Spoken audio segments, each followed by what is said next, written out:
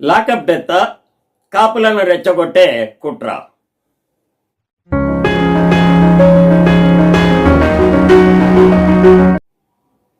ఎక్కడ శవం ఉంటే అక్కడ వైసీపీ రాజకీయం చేస్తోంది. ఇన్నాళ్ళు మామూలు రాజకీయాలు జరిగేవి, కానీ ఇప్పుడు శవాల చుట్టూనే రాజకీయాలు జరుగుతున్నాయి. విజయవాడ కృష్ణలంక పోలీస్ స్టేషన్లో లాకప్ డెత్ జరిగిందా జరగలేదా స్పష్టత లేదు. అది ఒక మిస్సింగ్ కేసు అంటున్నారు, ఇంకా స్పష్టత రాలేదు.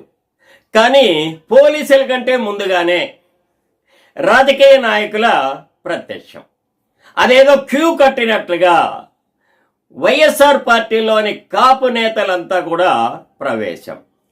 ఎవరో రాసిచ్చిన స్క్రిప్టును ముందుగానే ప్రిపేర్ అయినట్లుగా స్టేట్మెంట్లు ఇవ్వడం.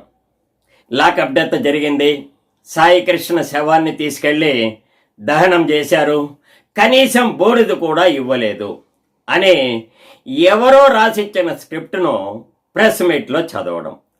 అదేదో అంబటి రాంబాబు గారు ఆ శవాన్ని దహనం చేసేటప్పుడు అన్నీ దగ్గరుండి చూసినట్లుగా అంబటి రాంబాబు గారు, అదేదో ఆయన ఆ శవాన్ని దహనం చేసేటప్పుడు ఆ ప్రక్కనే ఉన్నట్లు. అయ్యా అంబటి రాంబాబు గారు, ఆ శవాన్ని దహనం చేసినప్పుడు మీరు అక్కడే ఉన్నారా, లేక ఎవరో రాసిచ్చిన స్క్రిప్టుని చదువుతున్నారా?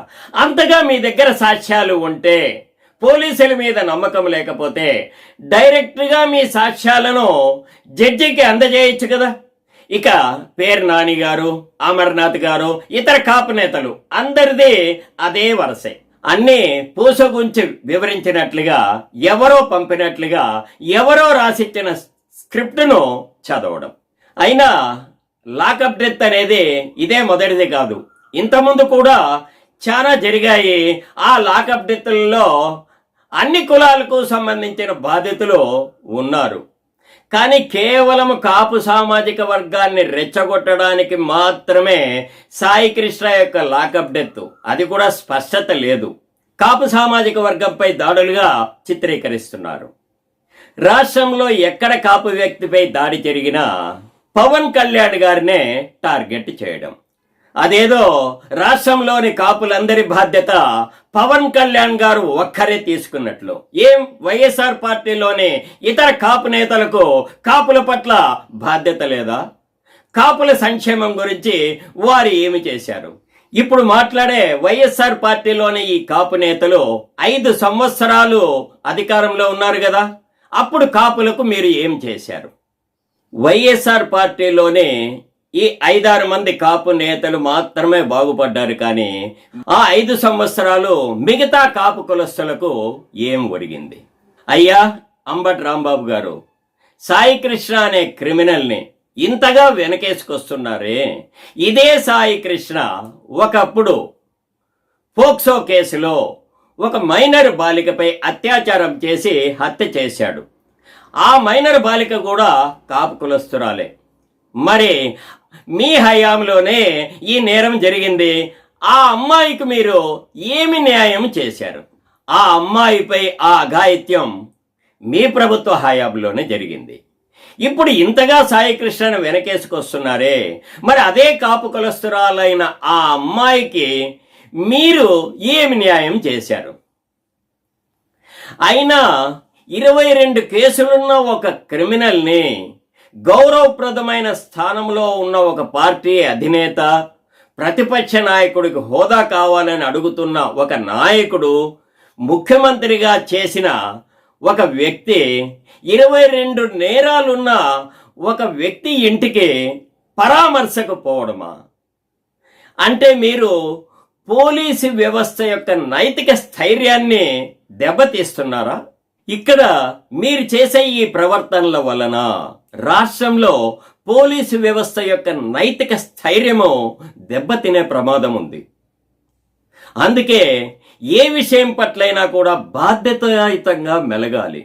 అయినా లాకప్ డెత్ గురించి విచారణ చేయడానికి సిట్టు వేశారు. ఇక్కడ నాది ఒక సూచన, ఇది కేవలం ఒక సాధారణ లాకప్ డెత్గా కాకుండా ఇందులో ఏమైనా కుట్రకోణము దాగి ఉందా అని మీ ఇన్వెస్టిగేషన్ ఇంకా లోతుగా పరిశోధన చేయండి. ఇందులో కుట్రకోణం దాగి ఉన్నట్లుగా కనిపిస్తోంది. సిఐ నాగరాజుతో కలిసి కొంతమంది కుట్రకు పాల్పడినట్లుగా కనిపిస్తోంది. లాకప్ డెత్ ముసుగులో కాపు సామాజిక వర్గాన్ని రెచ్చగొట్టడానికి కుట్ర చేసినట్లుగా ఉంది. ఇందులో భాగంగానే కృష్ణలంక సిఐ నాగరాజుతో మాట్లాడి డ్రామా ఆడినట్లుగా ఉంది. ఇక్కడ కుట్రనైతే రసవత్తరంగా పండించారు కానీ ఇక్కడే తప్పులో కాలేశారు. ఎందుకంటే సిఐ నాగరాజుది కూడా కాపు సామాజిక వర్గమే. అందుకే వారు అనుకున్నట్లుగా కాపులను రెచ్చగొట్టలేకపోయారు. వాళ్ళ ప్లాను ఫెయిల్ అయ్యింది. కాపులను రెచ్చగొట్టాలా అనే ప్లాను బెడిసికొట్టింది.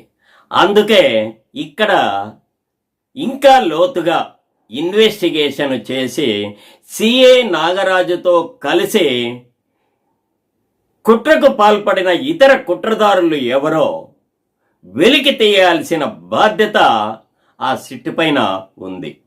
అందుకే ఇన్వెస్టిగేషన్ను మరింత లోతుగా ప్రారంభించండి. అంతేకాని కాపులను రెచ్చగొట్టి పవన్ కళ్యాణ్ గారి మీద ఉసిగొల్పే ఆలోచనలు ఇకనైనా మానుకొని ప్రజల గురించి ఆలోచన చేయండి. నమస్తే ఫ్రెండ్స్, నా ఈ వీడియో మీకు నచ్చినట్లయితే లైక్ చేయండి, మీ బంధుమిత్రులకు షేర్ చేయండి. ఇందులో నేను చెప్పిన విషయాలు కరెక్టా కాదా మీ అమూల్యమైన కామెంట్ రూపంలో తెలియజేయండి. ఇంతవరకు నా ఛానల్ని సబ్స్క్రైబ్ చేయకుండా ఉంటే సబ్స్క్రైబ్ చేసి నన్ను మరింత ప్రోత్సహిస్తారని ఆశిస్తున్నాను. ఇలాంటి వీడియోలతో మళ్ళీ మీ ముందుకు వస్తాను. మీ మధు న్యూస్ అండ్ పాలిటిక్స్.